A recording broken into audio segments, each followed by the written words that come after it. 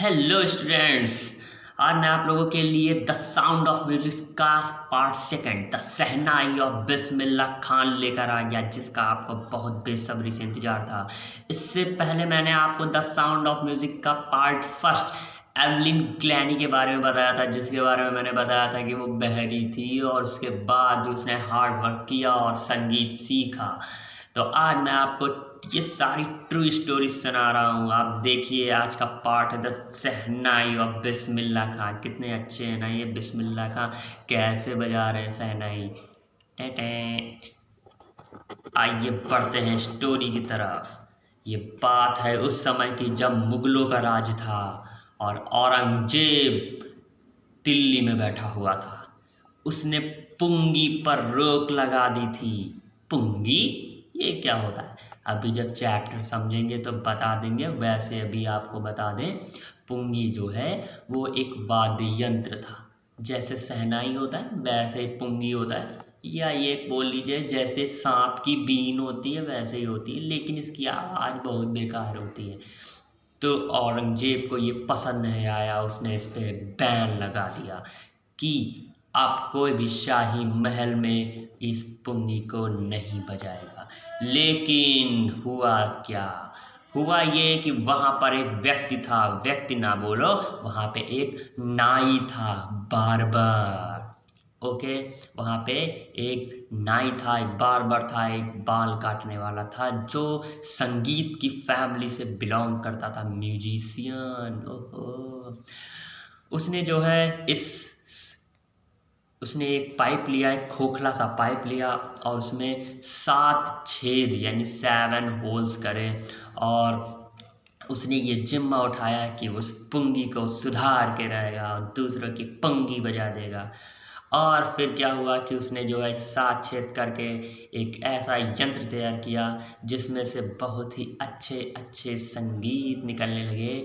उसमें से मधुर और मेलोडियस टाइप की आवाज़ निकलने लगी। ये ना हुई ना वाह वाह वाली बात, वाह वाह। आइए देखते हैं। तो उसका नाम रखा गया शहनाई। उस वाद्य यंत्र का नाम रखा गया शहनाई। जब नाई ने पहली बार शाहीन महल में कोई चीज़ बजाई तो वही कहलाई शहनाई। ओके, ये बात मजाक वाली नहीं है, सीरियसली है, केवल मैं मजाक कर रहा हूँ। पहले ये शहनाई जो है वो मंदिरों में बजाई जाती थी, केवल स्पेशल कुछ फंक्शन होते थे उन्हीं में ही बजाई जाती थी। मंदिर अच्छा बना है कि नहीं। लेकिन हुआ क्या कि 21 मार्च 1921 बिहार के डुमरांव में एक व्यक्ति का जन्म होता है जिसका नाम था बिस्मिल्लाह खां। तो बिस्मिल्लाह खां यहाँ पे आते हैं और वो कहते हैं, वो एक्चुअली कहते नहीं हैं, वो एक मंदिर में, बनारस के मंदिर में वो बैठकर इस शहनाई को बजाते थे, क्योंकि वो भी एक फैमिली, एक म्यूजिशियन की फैमिली से बिलोंग करते थे। एक बार उन्होंने एक मंदिर में जब वो बजा रहे थे तो उन्हें एक लड्डू दिया गया। लड्डू, वाओ लड्डू। होता ये है कि फिर जो है उन्हें वो उसको और भी बढ़ाते गए, वो और खुश हो गए और उन्होंने ठेका ले लिया कि अब मैं इसको और ऊंचे स्तर पे लेकर जाऊंगा। और इस तरह उन्हें जो है ऑल इंडिया रेडियो पे पहली बार शहनाई बजाने का मौका मिला। और आपको दिलचस्प बात बता दें, अभी कहानी ख़त्म नहीं हुई है, चुपचाप बैठ के सुनते रहो। अभी फिर क्या हुआ कि जब 15 अगस्त 1947 को भारत आज़ाद हुआ, भारत नहीं है ये, थोड़ा सा इधर हो गया है, तुम लोग तो हंसी उड़ाने लगते हो हर बात पे। तो जब भारत जो है, यहाँ छोटा सा श्रीलंका भी होता है, तो जब 15 अगस्त 1947 को भारत आज़ाद हुआ तो पहली बात रेड फोर्ट यानी लाल किले पर कहा गया कि, मतलब कहा नहीं गया, क्या कहा गया, देखिए क्या कहा गया। तब कौन आए, नेहरू जी आए, और नेहरू जी ने उस रात कहा था, at the stroke of the midnight hour when the world sleeps India will awake to life and freedom. और इस प्रकार कुछ लंबी सी स्पीच, ये तो छोटी सी है, कह के भारत आज़ाद हुआ। और उसी समय 15 अगस्त 1947 को लाल किला पर ही जो बिस्मिल्लाह खां थे उन्होंने शहनाई बजाई और उस समय इनको उपाधि दी गई खान साहब की, उस्ताद की। इन्हें भारत रत्न मिला, पद्मश्री मिला और ना जाने कितने ऐसे अवार्ड इन्होंने जीते। और अंत में क्या, इन्होंने अपने शहनाई को खूब ऊंचा उठा दिया। आज तो बहुत फेमस है, आज भी आप जानते हैं इन्हें बिस्मिल्लाह खां कौन है। ओके, तो मैं आपकी शहनाई बजाऊं इससे पहले आप चैप्टर देखिए। Okay,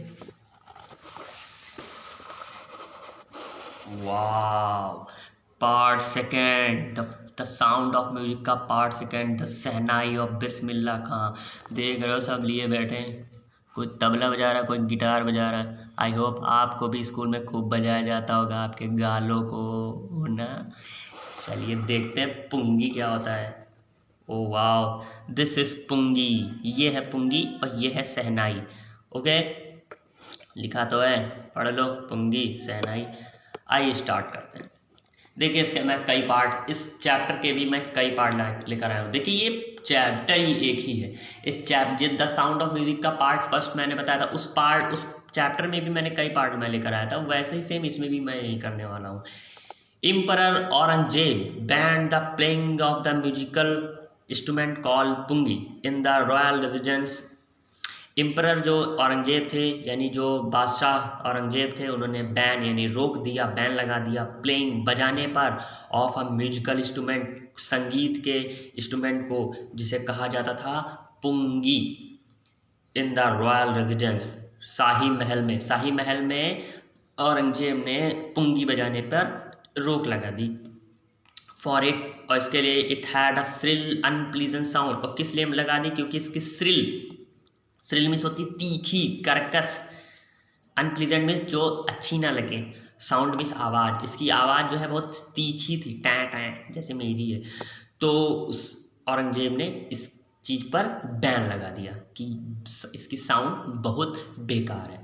पुंगी became a generic name of the reeded noise maker, और पुंगी का एक नाम हो गया, जेनेरिक नेम हो गया। जेनेरिक नेम का मतलब होता है ग्रुप में। ओके, सभी लोग, कई लोग उसको बोलने लगे फॉर रीडर नॉइज मेकर। देखिए ओके, और मतलब रीडर मिस होता है बेटा जो आपका जो एक खोखली चीज़ जिसमें बांसुरी जिसको बोल सकते हैं, तो एक ऐसी बांसुरी जो नॉइज़ मेकर है यानी शोर मचाने वाली है। कितनी बेइज्जती हो गई पुंगी की, सच में जिसने बनाया होगा वो भी परेशान हो गया होगा, शोर मचाने वाला बोल दिया। वैसे शोर मचाने वाले तो आप लोग भी हैं, आप कोई कम नहीं हो। Few had thought that it would one day be revived, few had thought, लेकिन फ्यू उनमें से कुछ थे जो उन्होंने सोचा कि इट वुड वन डे, कि एक दिन आएगा, बी रिवाइव्ड, इसके पुनर्जीवन का, रिवाइव्ड मीन्स पुनर्जीवन, कि वो फिर से एक दिन आएगा और पुंगी फिर से उठेगी। लेकिन पुंगी किसी की नहीं उठेगी, आप पुंगी नहीं उठने वाली, अब पुंगी चली जाएगी, पुंगी की जगह पर शहनाई आएगी। अब बार देखा है ना, बार बार इनका नाम बार बार जब मैं सुन लेता हूँ ना, बार बार जब मैं इनका बार बार का नाम सुन लेता हूँ, मुझे मेरे अपने बाल याद आ जाए।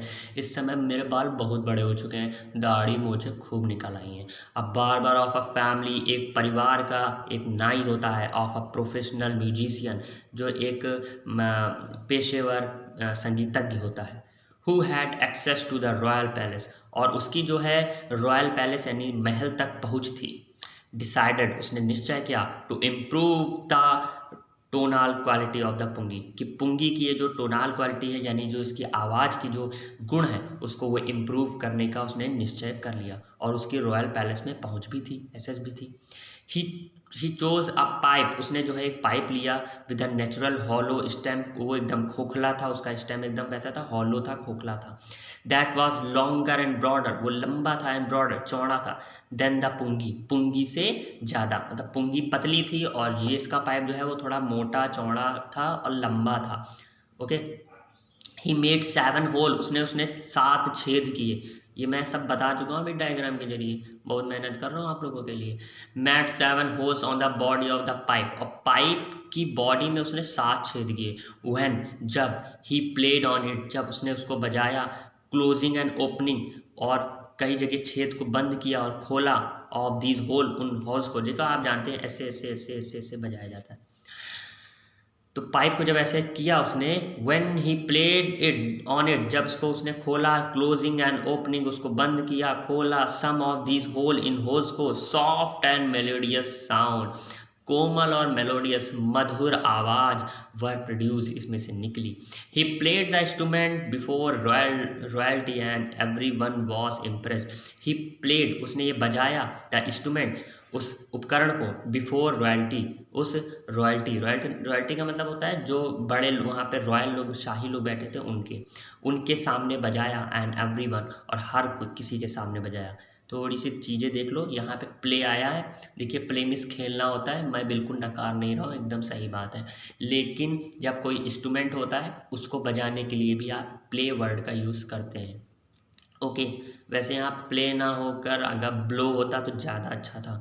देखिए जो फ्लूट होती है उनको हमेशा ब्लो वर्ड का यूज़ किया जाता है, ड्रम के लिए बीट का वर्ड का यूज़ किया जाता है, और जितनी भी जैसे गिटार है और वायलिन है, ऐसी चीज़ें हैं, या हारमोनियम है, उसके लिए प्ले वर्ड का यूज़ किया जाता है।